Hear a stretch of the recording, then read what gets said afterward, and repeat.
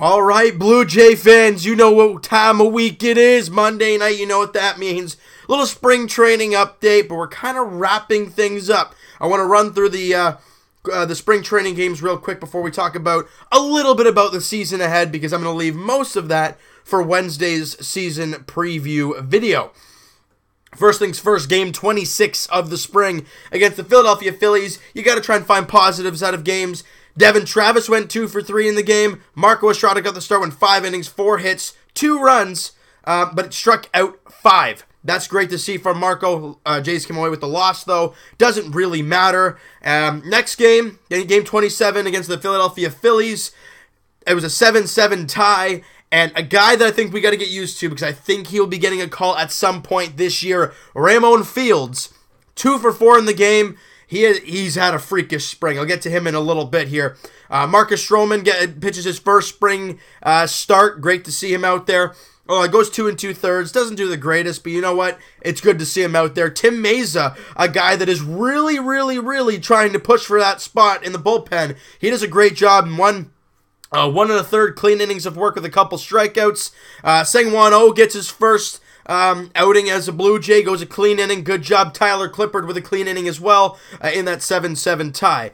Game 28 against the Tampa Bay Rays. Teoscar Hernandez 1 for 2 with a couple RBIs. Jaime Garcia 4 2/3, 2 runs, and kind of a trend we've seen over the spring so far. He struck out a lot of guys. It is 4 2/3 in that game. 6 strikeouts. I mean, it could just be the spring. That's just that. But you never know. And game 29 against the Pittsburgh Pirates, you get to see the youngsters, Guerrero, Bichette. Again, Guerrero goes 2 for 4. Bichette goes 1 for 4. Has a little slow day, I know, right? But, he does hit a home run, and it is the opposite variety.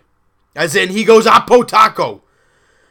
In right field. The bottom line, he hits an opposite field shot. That is very promising to see from young Bo Bichette, but doesn't really matter. I think the Jays lost that game too. Like I said, doesn't really matter. Again, positives for the youngsters. We'll get to them in a little bit here. Game 30 against Tampa Bay Rays, nothing really offensively happened, but J. Happ went 4 clean innings, only giving up 2 hits. Great to see there. Obviously, our opening day starter, J. Happ. Game 31 against the New York Yankees, Yervis Solarte went 4 for 4. Kendrys Morales and Kevin Pillar both go 2 for 4. I want to get to Kendrys Morales in a very short bit, too. Game 32 against the Pittsburgh Pirates, Kevin Biggio. Again, another youngster we should kind of get used to the name of, because he's kind of going up the list with Guerrero and Bichette. We're not talking about him. He goes 2 for 2 in that game. Ramon Fields, once again, 2 for 4 in that game. Ends his spring, if he doesn't play in Montreal. He ends the spring hitting .370. Not a power guy, a guy who's going to hit for contact, steal bases. That's what the Jays do not have. And he can play all 3 outfield positions. I think I like the kid so far. And then if you look in the bullpen, Clippard, John Axford, who's been a very pleasant surprise, and Tim Meza once again. They all have clean innings of work. Great job there. And for the most part, spring training, boom, is over. If you count the 2 games in Montreal, one's obviously going on right now, and the other game is tomorrow before Wednesday's off day, and then Thursday the season starts. That's why Wednesday we're doing the season preview. But a couple of guys I wanted to get to. Where was it here? Okay, Kendrys Morales. I wanted to get to him real quick here. I'm watching the game today. Now, I'm going to talk about this more in the spring training, in the season preview video, but I'm seeing glasses on Kendrys Morales. Now, I heard on the broadcast, I'm not sure if they said he couldn't really see all that well, or if this can just help him. It is like a prescriptive lens that he can see better. And I saw today 2 things from Morales. Now, that should be a 1 at-bat thing, and that can change the next at-bat. But what I saw is Kendrys Morales take a curveball that is close, and it's a ball, but he takes it, and he gets the call. Later in the at-bat, he hits, with 2 strikes, he shortens up and hits an opposite field single. We are not used to that from K-Money. But I love it. Because they're playing him shift hard. You slept at the ball the other way, no one and their grandmother is ever going to get that. I love it. I love that. And, something we want to see as we move forward. And a lot of people talking about Guerrero, Bichette. What are they going to do with these guys heading into the season? A lot of Jays fans are like, oh, play them, They're great young players. They're just going to make this team better. Even Marcus Stroman said that. And I get why Stroman's saying it. He wants to fire up the team. I mean, they are great hitters. Don't get me wrong. They're fantastic hitters. However, guys, they're not... Bo Bichette, I think, just turned 20. And Guerrero just turned 19. Neither guy has touched Double-A baseball. What is the rush? What happens if you bring these guys up for a little stint, the team doesn't play well, and they struggle out of the gate and they send them down? You know what that means? You burn a year off of arbitration for nothing. What's the point? And we've already heard... I know I'm not saying that it was a possibility of them playing with the team out of camp. I never expected that to happen. Obviously, they're in Montreal right now, which is terrific. They need to get them in this big atmosphere, I think, is great. But the way I love it, and the way I've said it since the end of last year, they start the year in Double-A New Hampshire, and you go from there. They've already said they're going to play the couple games in Montreal, then go to New Hampshire. It makes sense. They rip up New Hampshire, and the Jays, are kind of playing well. Maybe move them up to Buffalo and kind of let them rip that apart for that season. And then you go into next year, Donaldson's gone. Could be a nice transition year for Guerrero, right? So you're looking at it from that standpoint. What is the rush to bring those guys up? There's no rush at all. Really. This team this year, if the rotation can stay healthy, have one of the best rotations in the American League. I said one of the because there are a lot of good rotations. I'm saying Cleveland. I'm saying Houston. Boston's got a great rotation. The Yankees have a couple great starters. But the Jays have a very consistent, well-rounded rotation. Could be a wild card team. I don't know. Could surprise us all. But what I'm saying is, I am very impressed with what I've seen so far. Solarte's been pretty good. Diaz has looked all right. Jaime Garcia has really kind of jumped out at everybody. I think John Axford has kind of won himself a job on the team.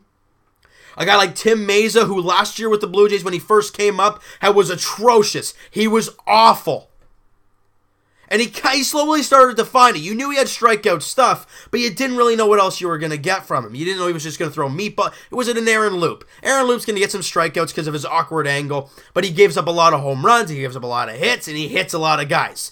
What could Tim Meza do differently? Well, we've seen so far in the spring, Tim Meza has a sub-2 ERA and has quite a bit of strikeouts. He's been great. Now, will he start the year with the team? I think that all depends on how Aaron Loop pitches.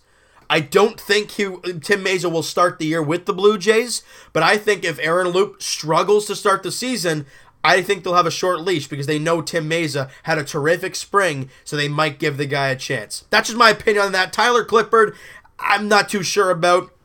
He had an all right first couple outings, then he kind of faltered a few times. I think he had like a 4.5 ERA in total during the spring. So there's all kinds of question marks when it comes to that. But if you're looking at the Blue Jays, we're going to break this down on Wednesday more.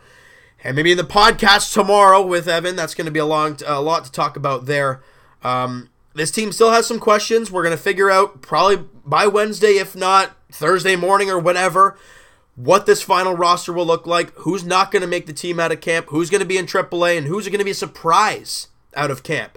That's going to be a lot of fun to talk about, and we're going to talk more about that on Wednesday. But that's going to do it for this one, you guys. If you guys enjoyed this video, and you guys are pretty pumped for Jays baseball, just being able to watch them in a big dome, it gets me excited for Jays baseball to start up again on Thursday afternoon, 3:37.